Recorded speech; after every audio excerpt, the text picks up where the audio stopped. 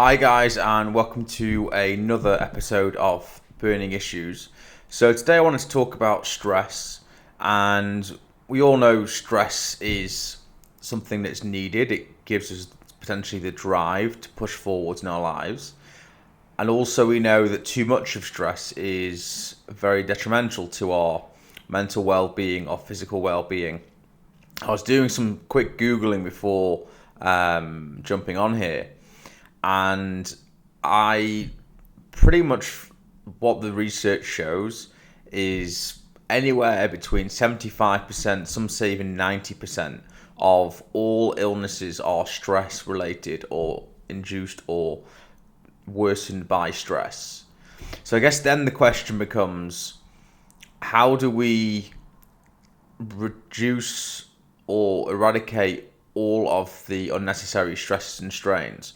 Well, last week we talked a little bit about money and finance, and of course that is for a lot of people, one of the things that stresses them out, especially at a time like now where cost of living is only increasing, people's real wages are decreasing, so all of a sudden trying to make ends meet is extremely stressful. Of course, personal relationships, you have professional relationships.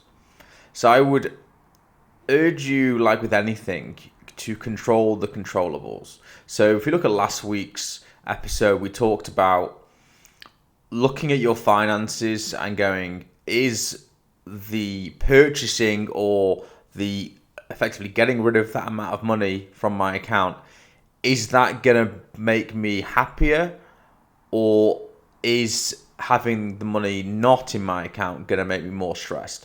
And listen, life's for living, and I don't believe in saving for a rainy day and all the time and never enjoying yourself, not at all. But if you're going to be stressed because you have 5 Klarna payments out each month that now tot up to a few £100s that originally were £20 and £30 here and there, I would argue that that is probably quite a dangerous position to put yourself into.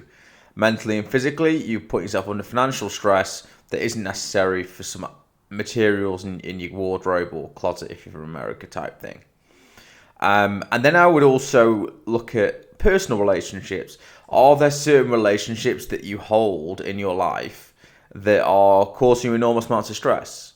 It's not always about removing yourself totally from that relationship or that person, but it might just be putting it on ice. It might just be distancing yourself in certain ways, or making yourself only available at certain times, because getting phone calls late in the evening from certain people about certain things might just cause you lots of stress before you go to bed. You don't need that. And then in a professional sense, a lot of people work for the people, granted, and you've got targets and different things. And I get that. You've just got to remember that there's a good amount of stress and there's a bad amount of stress. And it's about knowing yourself and knowing what stress constitutes to positive, to drive, to ambition, determination, all these things, and what stress is actually leading you down a very detrimental path. So you've got to be aware of yourself. So professionally, that's why you heard the phrase, like, not all money is good money. You know, taking that pay rise, that new position, might not be right for you, managing those people when before you were doing your own thing within the company and were successful. So those are kind of a couple things maybe to think about. And then the last thing, again, it's quite commonly known, but we don't almost practice it enough, is the vast majority of things that you stress or get stressed about, I should say, never come to fruition. In other words, the mind is just creating sets of circumstances and scenarios and running things forwards and backwards and left and right and sideways and turning it, twisting it around. And most things like that actually never happen.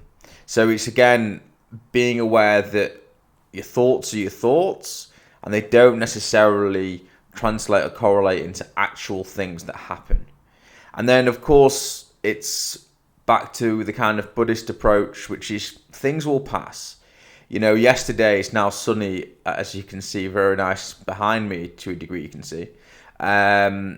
Yesterday I came out of the gym and all of a sudden it was freezing. There was frost on the ground. It was like a blizzard almost. Now, life is almost a bit like the seasons, the weather. It can change. You know, you might be in a real rainy, cold, miserable patch right now. But rest assured that it will be sunny soon and times will be good and you can sit outside, and if you're me, you would smoke a nice cigar. And you have to remember the opposite is true as well, and that's why to be grateful that if it's sunny and beautiful to God, don't take it for granted. Be grateful. Express gratitude for it being grey right now, and be aware that things can change, both positively and of course negatively. But things will pass. And when you use the vehicle of time, almost any decision or situation that you have been in, when you look back in retrospect, in hindsight, you go, all right, like I'm over it. I'm now a stronger person for it. I saw a quote just the other day that was talking about the fact that in the gym, the weights don't get lighter, you get stronger. And in the same way, in life, the challenges don't get easier, you get more resilient and stronger mentally. And I think that's the message today, is to be careful as to what stresses are in your life. Identify, maybe do a little audit. Everyone loves that word, right? Have a look at what is right now stressing you out, and which of those things can you either ignore because they will pass, or you're not in control of them, therefore you only fools worry about things they can't control. What is in your control and can you change and put into a circumstance or situation where you have less stress from the relationship or from the situation. And I think if you go like that, almost like how you would remove expenditure from your monthly kind of expenses to reduce down the financial stress, you should do the same on a more of a broad level. You know, what is going out from a stress position and what can we pull back in? I think that's where I'm going to leave for today. I thank you as ever for tuning in and listening or watching or what have you. And as ever, I invite you to shoot me an email or a WhatsApp, whatever, with your thoughts on the topic and what you'd like to see next. Thanks so much.